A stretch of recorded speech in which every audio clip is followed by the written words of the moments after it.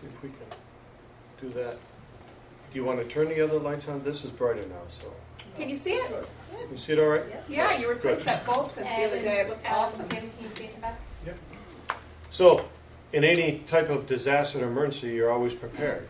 And I teach ICS, which is the Incident Command System. Actually, probably should have asked someone to describe that acronym, because it really makes a difference.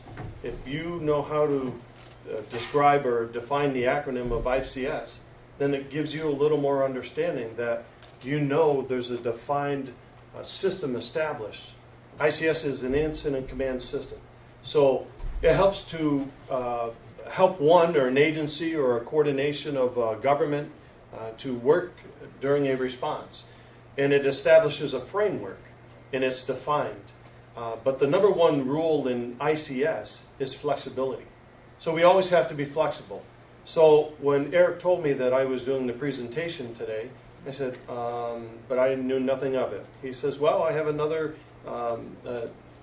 presentation to do elsewhere. And I said, all right, I'll be flexible. I'll do that. So that's what we all have to do, though, in any field that we're in. And with ICS, that's key. So remember that you need to be flexible in anything you do. And I don't have to tell you that, because we're going to hear some great stories, unfortunate stories though, but some great response to the stories of what they had to do during an event and how they were able to recover through it. But, George, you would say that you really had to be flexible in that whole event. Oh, yeah. Because just when you thought it was over, it all came around again. So, with that, what's the Office of Emergency Services do? One of my bosses is here, Ronnie Brown, and he keeps us in line and able to help us to be there when we need something. But the reality is the Office of Emergency Services there is a public agency to be able to assist the community in coordination efforts. First and foremost, we're proud we have this building, thanks unfortunately to a disaster. But because of it, we were able to move into this building. Because part and parcel of what we do within the county is we have our 911 dispatch center. And so the main communication center for fire, EMS, law enforcement, is out of this building. And so that's one role that we do within this office. Another role that we do is help in the training processes for fire and EMS. So a lot of training goes on at this facility, and as you came in today, you probably saw a building at the end of the property, which is our fire tower, where a lot of firefighters will come in and do training, but other agencies can utilize it. Law enforcement have used it, as well as EMS, to be able to learn how to rappel off a building or be able to deal with an active shooter type event, so they can set up the rooms in there to be able to do that type of training. So we also facilitate in helping with that. The other part of our agency is helping townships, villages, cities, be able to help establish their plans, because it's required to have a plan in place for what one would do during a disaster or an event.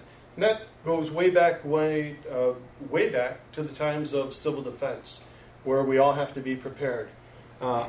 I know most of you will remember in your training in school, there are some few that probably won't, but how many had to get under their table and protect themselves when they were young, when they heard the bell or when they heard the siren, right? That's training. That's being prepared. And that's kind of what our agency does. We help to facilitate and bring those programs within the community to be able to do that. The other thing we also do is to help in that planning process and make sure the townships have their plans in place to be able to deal with an incident within their community. And how do they have the ability to make declarations or states of emergency? Who knows who can declare a state of emergency in a township? Anyone? Got a lot of training here, don't I? Who can declare a state of emergency within the community? I believe, can. The mayor can in their community. In the township? Town supervisor? How about in the county? He'll facilitate. It's the chairperson of the legislative body that declares a state of emergency. So the misnomer about Eric and I declaring a state of emergency, that's not true. What our agency does, we help to facilitate that process. And we help them and suggest to them, you may want to put that state of emergency into place, because with that, it gives those townships the ability to have certain orders in place. You don't just put a state of emergency in just to do it, because there's a misconception on some of the rules and requirements in that. And so there has to be some parameters and guidelines in order to do that. You can't just arbitrarily do it. Because when you do it, people keep thinking that, I can't travel on the road. Well, over the years, that's kind of what has always happened when a state of emergency has been put into place. And it becomes a nightmare for all these businesses and people out there because they still want to go on with their day-to-day lives. But the reality is, there's a reason why we do it. And the parameter is, if we say no unnecessary travel, there's a reason for it. And that means you shouldn't be going out during the ice storm and just taking all these beautiful pictures, because you're not necessary personnel in the event. You should make sure that if it is in place, and that's going to remind me in a little bit about the importance of credentialing your people to be able to make it so that you can be traveling as long as you have proper ID and as long as it states that you're essential personnel to run and operate the business. That gives you the ability to be able to be on the road during an event. We help with regard to that in the declarations, but that's just on the county level. When it gets large enough, like we certainly saw and we've seen, when I started this job, and I actually just experienced my 17th anniversary for my position on September 29th. When I first started in 1997, I think you were in planning, right? As director. Jim King had hired me and said, hey, look, I just want you to learn the 911 system and grasp the knowledge of that. And so I said, oh, great. Well, not a week before the 1998 ice storm, I picked up a book in the desk, and it was our comprehensive emergency management plan for the county. And I started reading it and what was entailed in that book. I said, oh my Lord, I hope we never have to do this. That was a misnomer, I guess, because not 3 weeks later, here we are in the largest event that New York State actually experienced for 6 county mutual aid response from fire and EMS agencies. One of the largest events the state had ever experienced with regard to the response. And I learned very well of how to respond as an emergency manager and what we needed to do to help in the recovery process. And so a lot of people said you had a baptism by fire. And I said, nah, I'd like to coin the phrase I had a baptism by frozen water. Because we all know you get baptized by water, right? Wow, it's bad when you have to explain that. But that's what it was. And that was the best way I could have ever experienced and learned what we need to do during an event and how we need to recover in that process. And realizing that we don't always have the resources. So that was the next stage that I learned about, that if the county can't do it because we've already tried to seek assistance, or even the towns had tried to seek assistance for resources to get themselves back up and going, we realized that we needed to get assistance from the state. So we asked the state for assistance. And then it was too much for the state to be able to get the resources in, so we had to go to the federal level. We maxed out during that event, and I try to say this lightly, but we maxed out the generators throughout the country that year in getting the resources in. Not just our county, but all the other counties that were affected. So it also opened up a question for the government. How are we prepared and what are we doing? And it's continued to evolve and develop programs. But the first and foremost message that any of us can do is, are we ready ourselves? And that's kind of what this is about.